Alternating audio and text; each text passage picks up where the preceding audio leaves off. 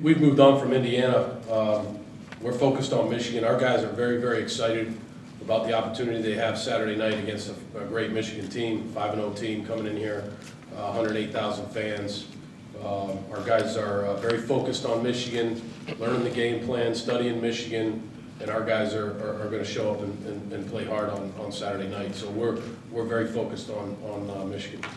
Mark Brennan of Fight on State here with our weekly Bill O'Brien press conference wrap, joined as usual by Greg Pickel, and we have a unique location here today, Greg. Yeah, we're outside of Paternoville, now known as Nittanyville, and it's pretty crowded. I don't recall the exact numbers offhand, but it's one of their bigger weeks, obviously, as you might expect of the season, probably the biggest. And as you can see, there's a pretty good crowd behind us already, and there's still some tents being set up. So a big week for these folks, as you can imagine. Yeah, by comparison, earlier in the year for the home games, they weren't really setting up until Thursday. Right. So as we record this, it's Tuesday afternoon, early Tuesday afternoon, and I guess there were people here Tuesday morning, so it's a great turnout so far at Paternoville. Yep. Yeah, absolutely. Yeah, I think it's exactly what you expected it to be. Obviously, the big games always draw the biggest crowd. I think homecoming last year was probably one of the bigger crowds, Ohio State as well, so exactly what you expected to be. I guess the biggest thing about it is it's not smaller than you'd expect. Yeah, so obviously people, I know you don't want to sit here and listen to us talk about Paternoville or Nittanyville. I call it Paternoville. I mean, it's, to me, that whole Nittanyville thing's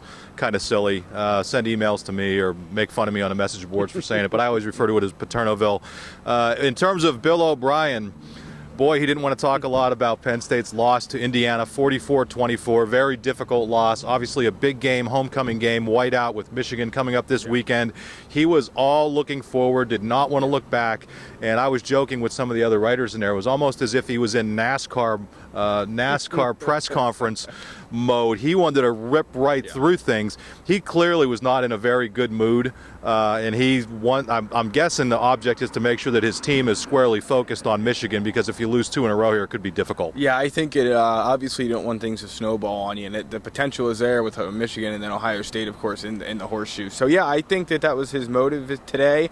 But no, he wouldn't look back. He had no interest in looking back. He had no interest in talking about sanctions or scholarships or anything of that nature. He was very straightforward. You know, it's tough because it's you can't pick and choose always when you want to look back at your games, especially when, you know, most of your press conference answers after the game are that you're going to have to watch the film. That's the issue I had with it. But at the end of the day, I mean, what are you going to do? He's looking ahead to Michigan. You would think his team's looking ahead to Michigan, and they have to be, because as he's mentioned, and we'll get into it in a bit, Michigan has some guys that Penn State's going to have to watch out for. Yeah, people tried in a lot of different ways to get him to talk about different things. Neil Rudell of the Altoona Mirror actually talked about the play selection, the 55 passes versus Indiana versus 36, 38 runs.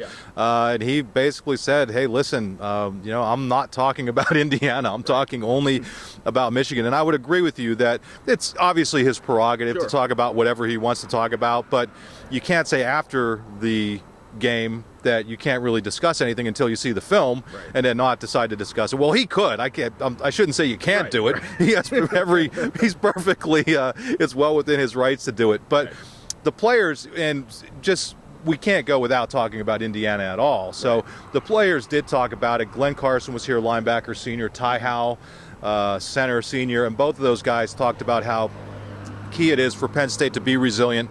Especially Carson talked about everything this team's been through. They've been resilient in the past, and he expects them to be resilient now. Yeah, you know, I think Ty Howell and Glenn Carson were very blunt with what the message is. You know, this is nothing more than another setback. It's not a new setback. Obviously, they've lost games before under Bill O'Brien. Obviously, they've lost games in their career.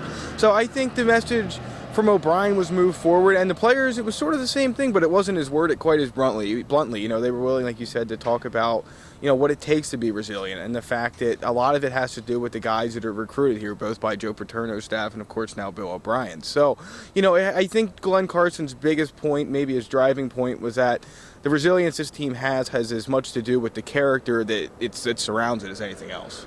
We're going to see this week, and listen, my analysis on in our analysis on the Indiana game has been out there. I mean, I didn't like the play calling. I thought they should have committed to the run more.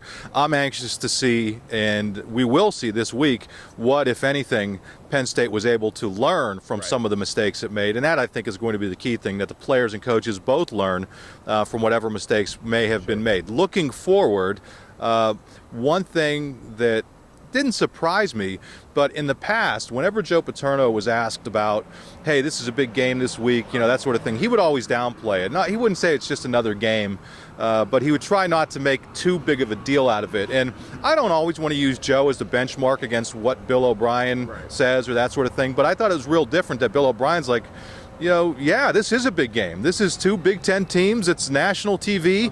There is reason to be excited about it. I think he had to, because his message since the sanctions came down was that every home game here at Beaver Stadium is a bowl game. And, when you're bringing a ranked team to Beaver Stadium and you can't go to a bowl game, well, then guess what? This one better be like your bowl game. It better be treated like the biggest game on your schedule. That's been his message all along. So he acknowledged it. The way things were going when he was asked that, I wasn't even sure if we'd get that out of him. But, in hindsight, I think that he almost had to kind of play this game up, because this is what he's selling recruits on. This is what is going to be their biggest recruiting weekend. You've seen the list on the board. It's only going to grow by Saturday. It might shrink a little bit, but it'll likely grow by Saturday. And this is a big weekend, and he has to realize that, because this is what he has to sell the program on right now. Yeah, real quick, what's your guesstimate for people who haven't been on the board for how many recruits will be here? And obviously this number changes, and you never know when potential run-ons are going to come in or underclassmen, but if you had to put a ballpark, what would it be? Last year there was about 100 here, give or take. I'm going to say it gets close to that again. I'm going to put it between about 80 and 100 by the final number. And again, we won't have 80 to 100 guys on our board in all likelihood, because you'll have teammates, you'll have walk-on guys, like Mark said. But the big names are coming. You have a lot of big names in the class of 2015. Look, I think this is a hallmark for the future of the program, not just a game.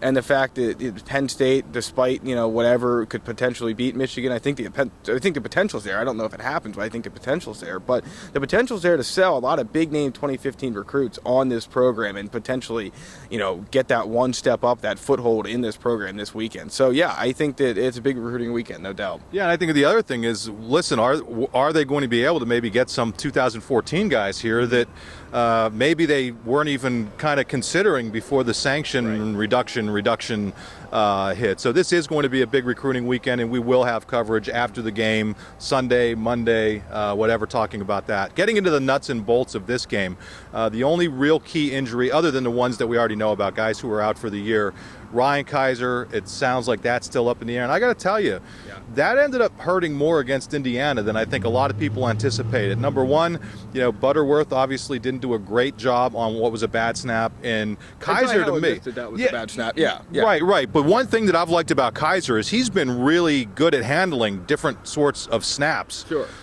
And also, I'm looking at Ryan Kaiser as being one of their better safeties right now. Malcolm Willis, to me, has struggled. With all due respect to him, he's a senior, he's a good kid, but I think they really need Kaiser back there. So it'd be great if they're able to get him back, but if not, that's going to hurt them some. Oh, absolutely. And I didn't think O'Brien was, he didn't come off optimistic to me that Ryan Kaiser was going to be ready for this game. And point blankly, the reason was he's listed on the injury report as possible, and Bill O'Brien says, and I believe it was a direct quote, we're hopeful for him, but he's still questionable. And now all of a sudden it just makes you wonder. We heard for a long time Mike Hall a couple weeks there was going to be back ready to play 100%, and then he doesn't play on Saturday. I almost wonder if that's what happens here with Ryan Kaiser. Otherwise the injury report was what we thought it would be. Brandon Felder's back. Allen Robinson is okay. He's fine after coming down hard in the end zone.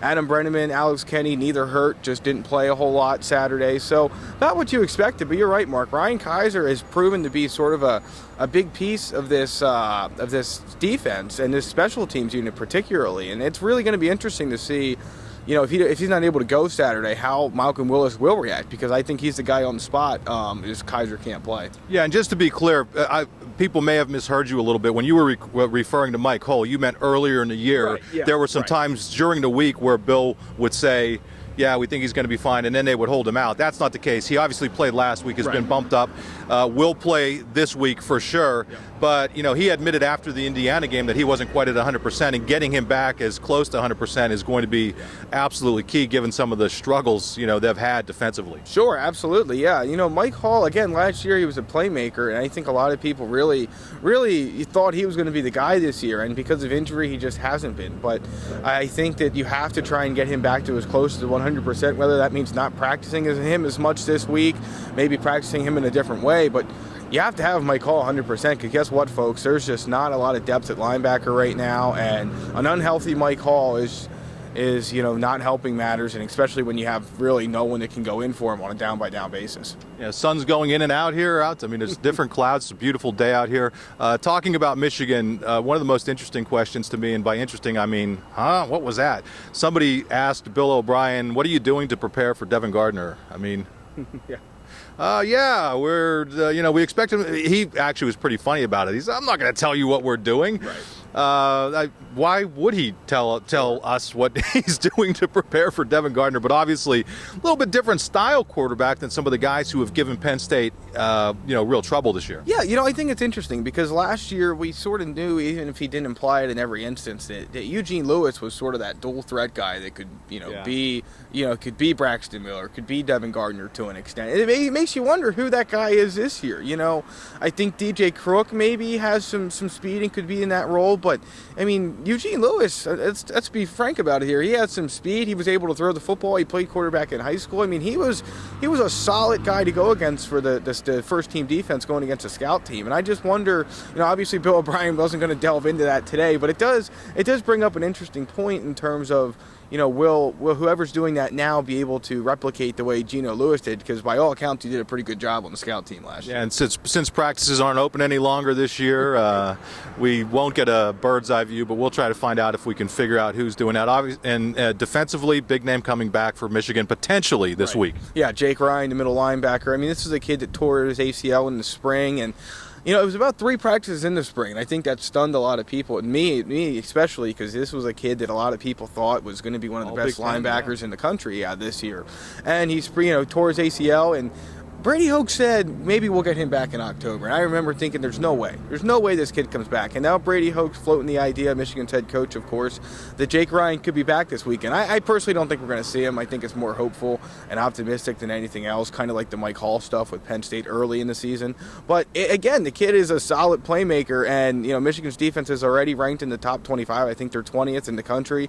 And you don't get worse by adding Jake Ryan to your defense, even if he's a little out of shape and maybe plays even 75% less snaps than he usually does. Yeah, and obviously as much trouble as Penn State had running the ball against Indiana, which was the worst running defense in the Big Ten and one of the worst in the nation, that's obviously an area of concern. So I don't know that there's really that much more to kick around. Was there anything else that kind of, you thought needs to be addressed? Nope.